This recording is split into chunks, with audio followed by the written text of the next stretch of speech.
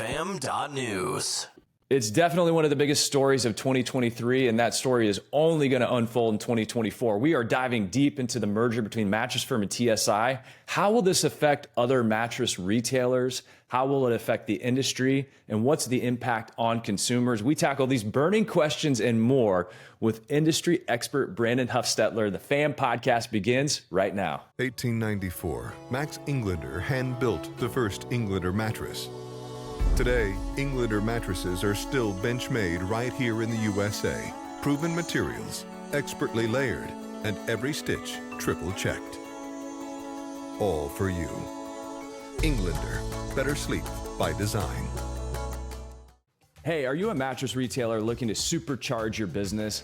Introducing Podium, your secret weapon. I use it, I'm a huge fan of it, and with Podium's AI-powered lead conversion, you can engage with customers in seconds via text, making it feel like they're talking to a friend. But hey, that's just the beginning. Podium offers texting, payments, reviews, website chat, and more, all in one place. You've got to be the most responsive retailer to help customers solve those sleep problems in the moment. Harness the power of Podium today and start growing your business. Visit podium.com right now to learn more. Welcome to the FAM podcast with Mark Kinsley. This is where the best in the bedding business get even better.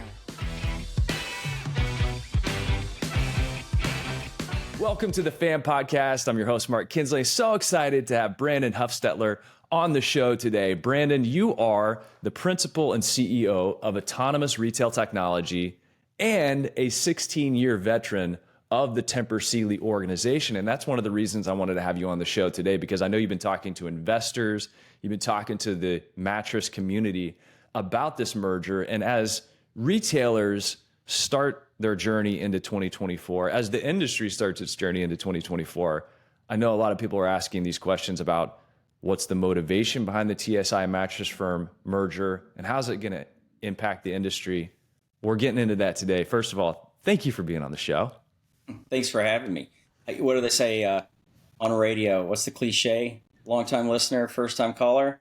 Yeah. I've listened to your show for a while. I appreciate it.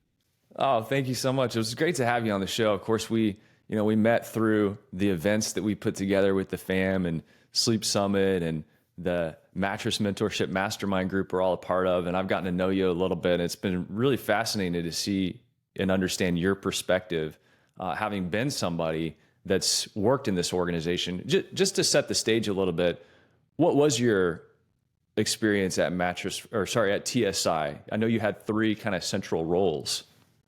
Sure. So over the course of 16, 17 years while I was there, it was a fascinating experience. Is just the evolution of the industry and the organization. The first third of that was really on the business side, and really got to work with thousands of retailers and understanding their business and their pressure points and pain points and understanding the customer journey. So I was really grateful for that experience. And then I transitioned into more of a strategic role as the two organizations, Tempur-Pedic acquired Sealy, and then bringing those two organizations together to find synergies and optimize or improve or make processes more efficient and ultimately systems more efficient, understand the industry, some industry insights and what are the competitors doing, just from a strategic perspective. How do you build business as those two organizations were coming together seamlessly?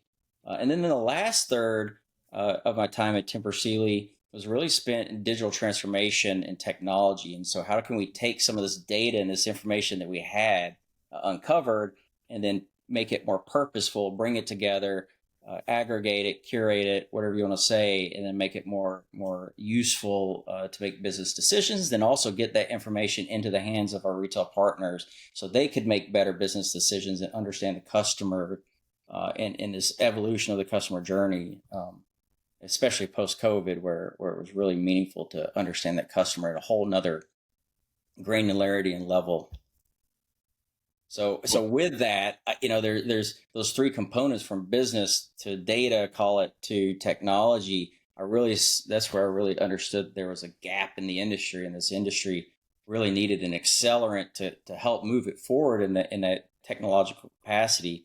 And so I left, after conversations with the family and everything else, left Tempur Sealy to start Autonomous Retail Technology, where we do a couple of things. We have a B2B side of the business, which really helps retailers, suppliers, manufacturers accelerate their technological capabilities.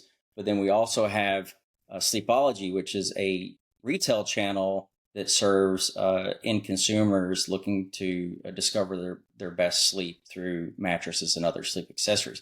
We kind of use that entity as a lab of sorts to better understand those customers, to develop technologies on the B2B side, test those within our own environments, and then so we can better serve our customers on the B2B side. So a lot going on there between the B2B and then the retail channel, but really think that there's an opportunity for the industry to, who's traditionally been antiquated from a technological perspective, to accelerate that forward. And you and I have talked a lot about this, and I want to kind of put a pin in it and come back and do another podcast episode dedicated to AI, generative AI, and get into some of the weeds of how you and I are using it in our own businesses and how you're helping retailers, suppliers, manufacturers, because that is this whole huge conversation. And actually, I was quoted in some other media sources about what are the biggest changes to business, and my umbrella statement was around generative AI and what it can do in businesses. Everything from social media and marketing to customer service to analytics to finance. It's just an amazing time to be alive when, if you feed and plumb these things the right way, you all of a sudden can ask a question through a simple dashboard and get an answer. Whether it's, hey, how are our sales this month compared to last year?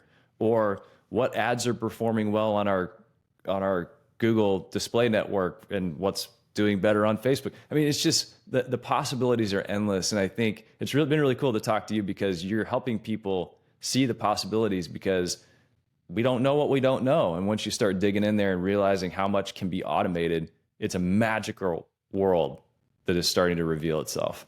Absolutely. There's as much change on the technology side as I think will become changes, as this Tempur Sealy and Mattress Firm deal, which everybody expects it to go through. So it's a time for change for our industry, for sure. Well, and when you look at the landscape of that change presents opportunity. And you got a big organization that's potentially becoming bigger with TSI Mat Firm, and that becomes a ship that can be difficult to turn. And so I know retailers are asking me, of all different sizes, how is this going to impact us? Before we get to the impact on retailers, I know you've spoken with the investment community quite a bit. What is the motivation behind the TSI Mattress Firm merger? So I think there's a lot of synergies there between the organizations. I think they can better serve the customers. And ultimately, I'll probably talk about a few of these in this podcast, of some opportunities for even third-party retailers through this merger. But with that also comes some, potentially some side effects as well. But I think there's just the amount of synergies between those two organizations is vast. And the way so if you bring it all back to money, I think Tempur Sealy had, from a wholesale perspective, they had about 40% market share pre-deal.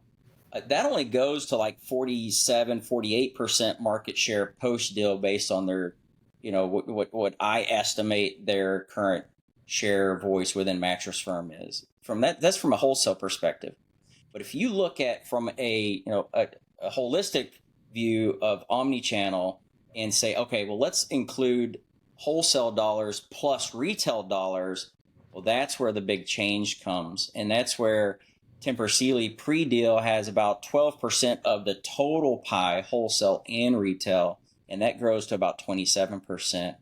And I think that's really what, like the FTC and some other organizations are really looking at, is how does that impact the entirety from manufacturing all the way through the consumable side of that mattress or those products. And of course, the FTC is looking at it from a consumer perspective, and they're looking at it from a potential monopolistic perspective. But it seems like all signals right now are that the deal is going to go through. if you're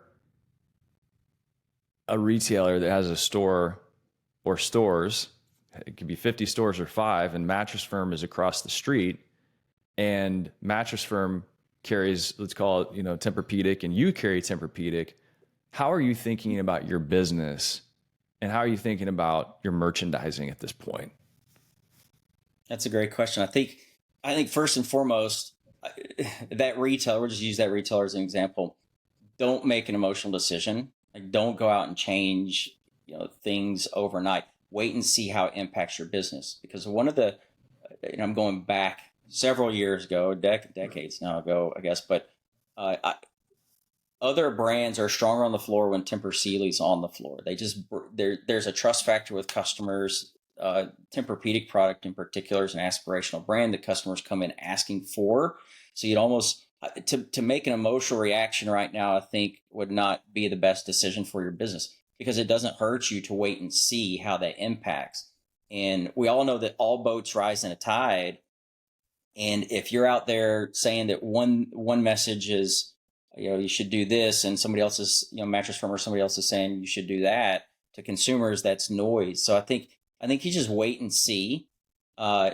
It does no harm to wait and see, how things play out. I do think that retailer needs to definitely have accurate store traffic counts so they can monitor changes over time. They need to track accurately their conversion as well as their average ticket, because those 3 factors will play a big role in deciding or determining if you want to take an action to add more of Tempur C products or break up your floor a little bit. Let's add another layer of nuance here. Let's say that somebody says, yep, I agree with Brandon. That's kind of the position we're taking right now, is a wait and see attitude. But 2 months down the road from now, I have to renegotiate my TSI contract. And let's say TSI has the majority of my floor locked up. How would you be thinking about those contract negotiations? I would put them off. Honestly, I would put them off. There's no harm in, I mean, there's been several deals that have been done where it's just done on a handshake. And if there's nothing on paper. Now, I'm probably at a unique position here and probably outvoted on both the retail side and the wholesale side in saying this, but if you just do a handshake deal and just say, what, if we can choose to walk away or you can choose to walk away, I guess my underlying point there is I would delay it as long as I could personally, just to wait and see. Because once you're locked in, I mean, you're kind of locked in. The flexibility more so than anything, you just don't have that flexibility to make those decisions, or some of the decisions that you might want to make down the road as things evolve. But you know what, I think Mattress Max says this best, and I don't remember where I heard this, but he said, if you focus on the customer, something along, I'm going to butcher this, so I apologize, Mac, but if you focus on the customer, everything else seems to fall into place. So I think you just focus on your customers and everything else seems to work itself out. I've even seen some retailers, and I totally agree with that. And when you think about focusing on the customer, one of the things that I talk a lot with our dealers about is, absent of value, people make a decision on price. So you need to build value in everything you do. And if you're looking at your merchandising strategy this year and thinking about making moves or thinking about sticking with your TSI product, whatever it is, as a retailer, I think you need to build value in that. And one way that I've seen retailers do a really good job of that is highlighting and documenting and sharing what they're doing at markets, what they're doing when they go on factory visits, so that people in your marketplaces understand we're going out here as curators to get a better understanding and to ensure we're bringing in products with the finest materials. And that sends really good signals to customers. So definitely build value in whatever it is you're doing. And, I think that's a piece of this conversation is Tempur-Pedic has done such an incredible job over the years of building value in their products that it has become an aspirational purchase. And it's the one I say that people will not be denied the opportunity to try a Tempur-Pedic if they're in the market for a mattress. And so it's still the most relevant brand. And like you said, wait and see might be the way to go, because taking it off your floor, if somebody has it across the street, has typically been detrimental to businesses from what I've seen and heard. Yeah. Yeah. You made a great point about the just creating content in the moment, because retailers and even manufacturers put so many resources into training their staffs, or into improving a process, into doing some of these learning about products and some of these other things. And it's so inexpensive to carry around, a camera these days to document that stuff, that I mean, and it's probably something I should do better. You kind of a reminder for myself here, but just to document some of that stuff, and it's so easy and it's free to share kind of those experiences, and to build that value around your brand, the retailer's brand, in combination with some of the manufacturer's brands, and just show, here's why we chose to carry this product, and here's why we believe that you should purchase from us. I shared a short story with you. Mancini just reminded me of this. Mancini, a lot of their stores are right outside of Costco stores. And so you're never going to beat Costco on price, right? From a Sealy perspective. This is back when they only carried Sealy products. You're never going to beat Costco. But Mancini's, one of the first things they implemented into their greeting was, may I tell you why I chose to work here? And just building that value in their brand, and why the customer made a great choice to become their guest for that moment, I think goes a long way, and customers are willing to pay for that. And always remember, I love that story about Mancini's, and always remember too that the customer is the hero of their own story and you're the guide. And I love saying, can I tell you why I chose to work here? Because then you're able to position yourself as that guide, that trusted resource to help them navigate what can be a confusing purchase. So even when you're creating content or welcoming a guest into your showroom, remember they're the hero of the story, and making it about them is what's going to be most meaningful. Instead of, thumping your chest and saying we're great because of all these reasons, it's you're going to feel great because of all these things we've done to help you in this purchase process. Absolutely. Absolutely. Yep. You're their guide. You're not there to solve their problem. You're there to help them solve their own problem. And by providing them with a plan, right? And then enabling them and empowering them to go out and execute that plan. Speaking of executing plans, we're seeing this plan unfold with Mattress Firm and TSI potentially merging. And as I talked to people behind the scenes, one of the concerns I had was around category awareness. So whenever Mattress Firm has historically come into a market, they spent a bunch of money, and that money elevated category awareness. And what happened? The other retailers benefited. Their business went up because more people in that DMA were thinking about mattresses. So you have the two biggest spenders in the category. So you could throw a Sleep Number in there, but let's just say TSI and Mattress Firm are the big spenders in the category. If they dialed back that spend in certain markets, and I've heard there's going to be a shedding of store count. I heard the number 500 Mattress Firm stores might go away. Well, that's 500 potential areas where money was being spent and consumers were thinking about mattresses, and the overall category was benefiting from that. What's your take on what could happen with that spend and the category elevation versus decline? It's probably one of my areas of greatest concern, just for the overall health of the category.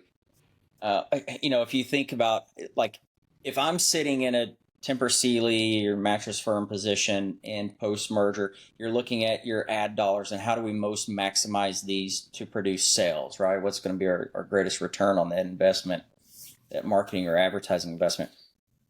I find it hard to believe there wouldn't be some shifts or some changes. I could see Mattress Firm advertising be less top funnel and more transactional.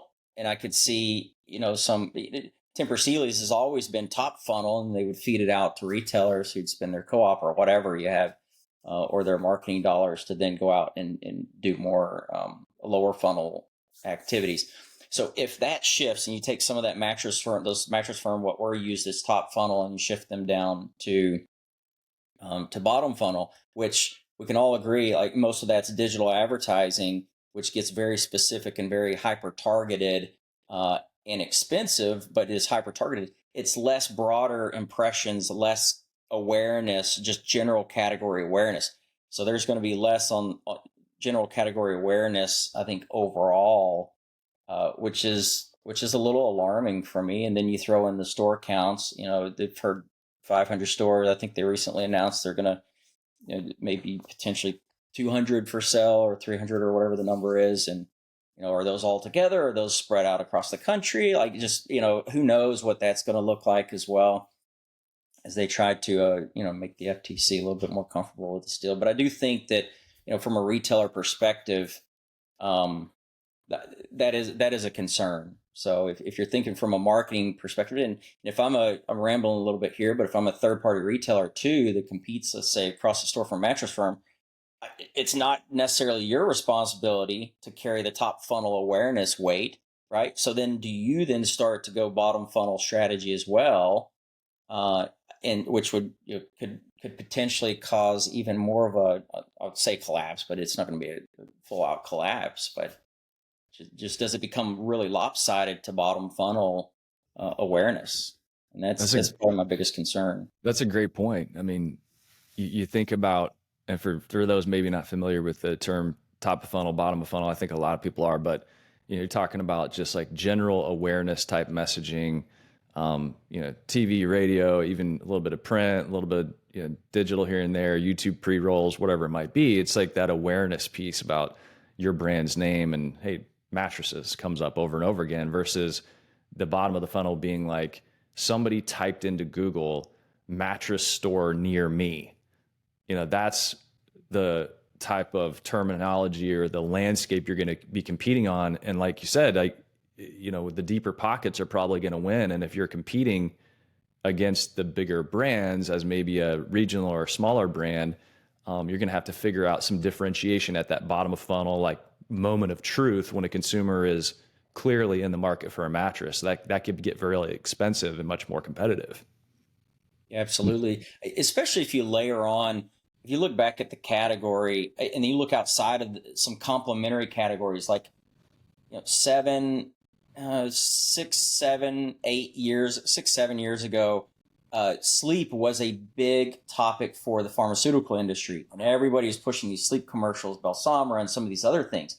That only helped our category because that made the general consumer hyper aware about their sleep, and are they getting enough sleep, and so on and so forth. So and then you had some of these sleep trackers that helped sprinkle on some additional awareness, but those have kind of died off as well. So it's really kind of gone back to the days where the category has to sustain itself and drive its own self-awareness, because there are fewer and fewer complementary industries out there that are going to help us. Let's take a little shift here about another point that I've had a little bit of concern about. I've had a few conversations about. Mike Magnuson with goodbed.com did a really good job of kind of breaking down this math. And for simplicity's sake, it's all around MAP pricing. And what happens if MAP pricing increases?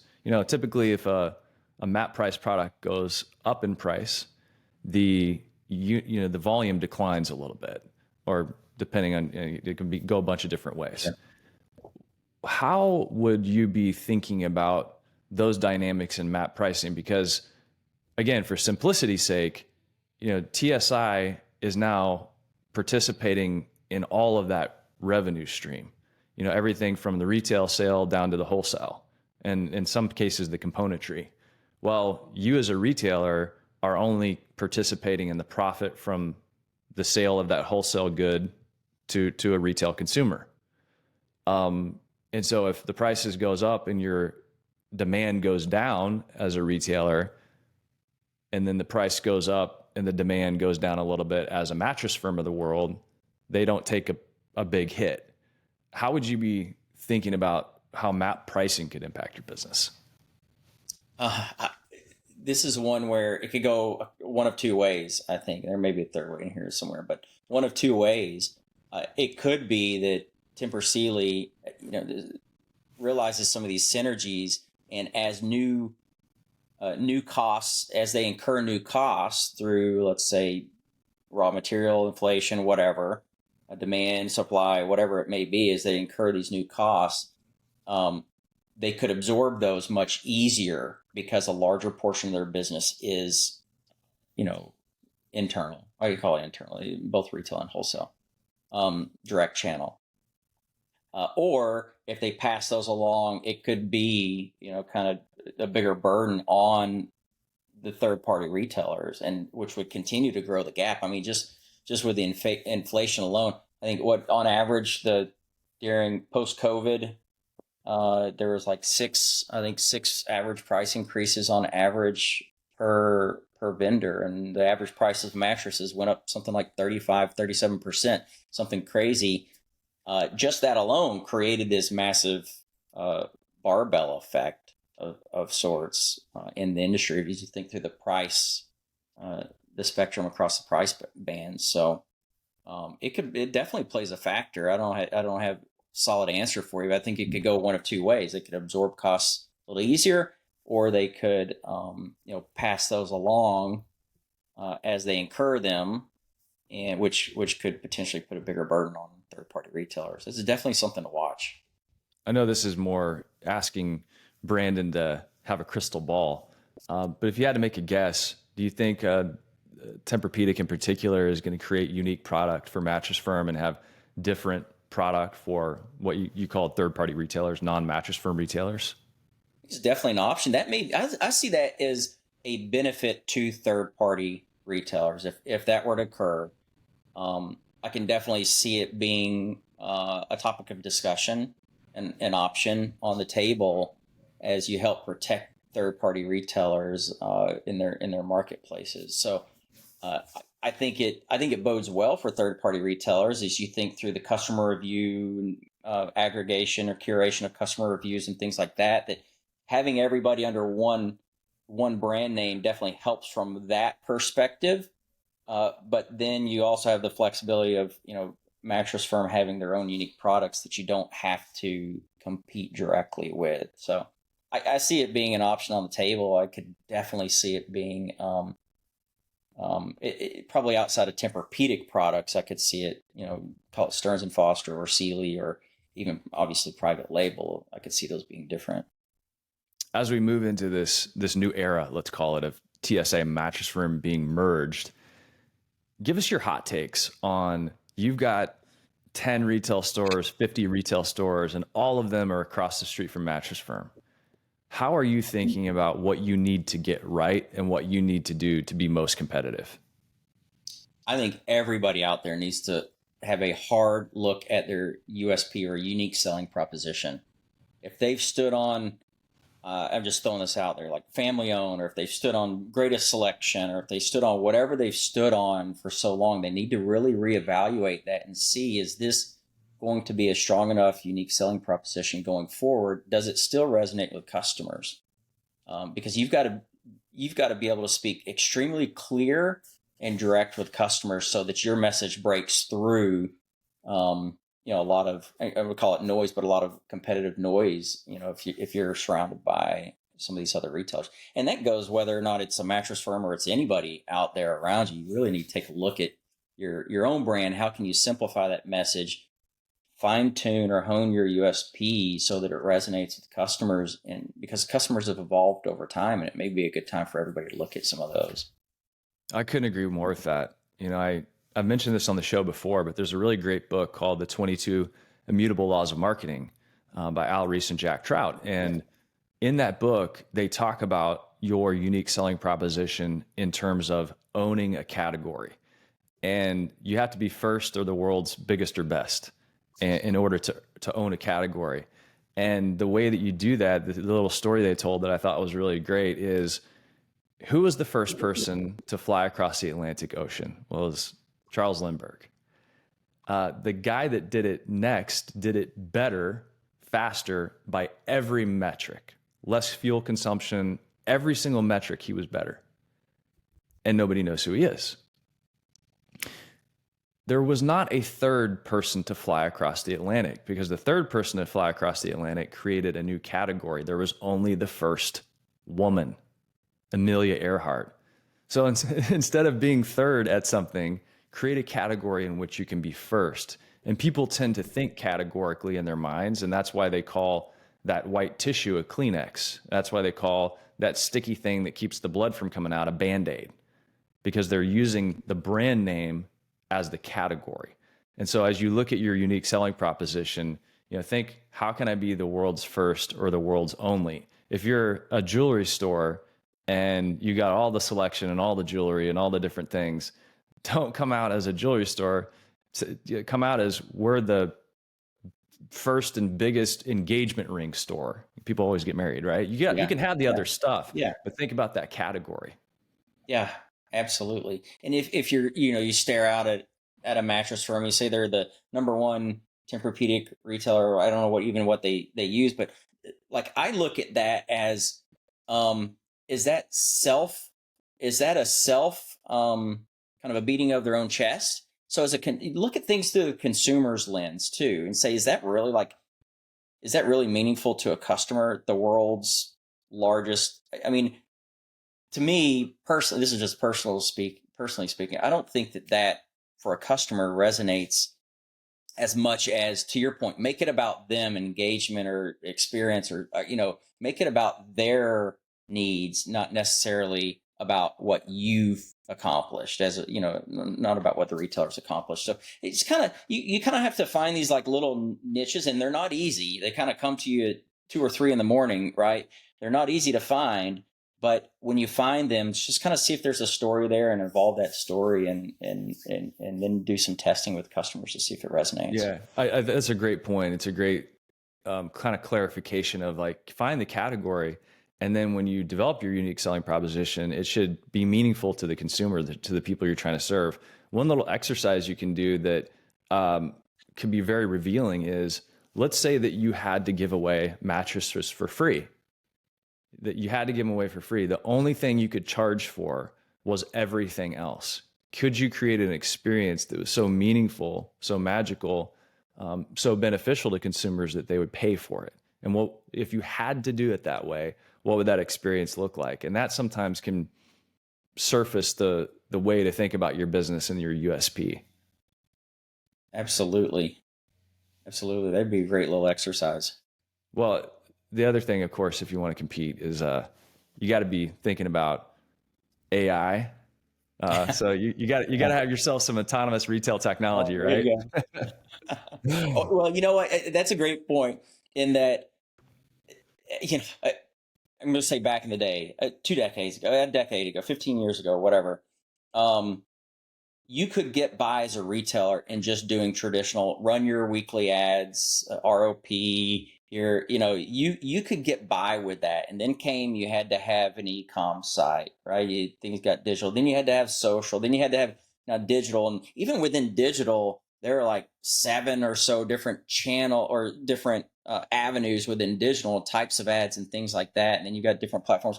It's only gotten extremely, extremely complicated as we add all this technical stuff in here. And it's not easy to learn.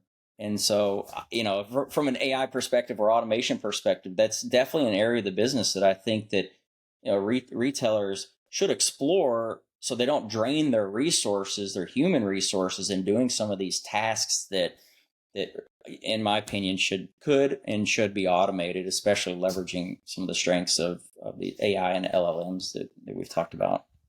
And I know we're going to come back and have a separate podcast where we dig into some of this stuff, but it really is a huge competitive advantage if you can develop systems and processes that just tap into what generative AI is able to do. And it goes way beyond marketing and content creation, I have to say. And I love it when we can start looking at a business and thinking, how do I remove human error as well? We were talking about your unique selling proposition. Well, think about the execution of that as well.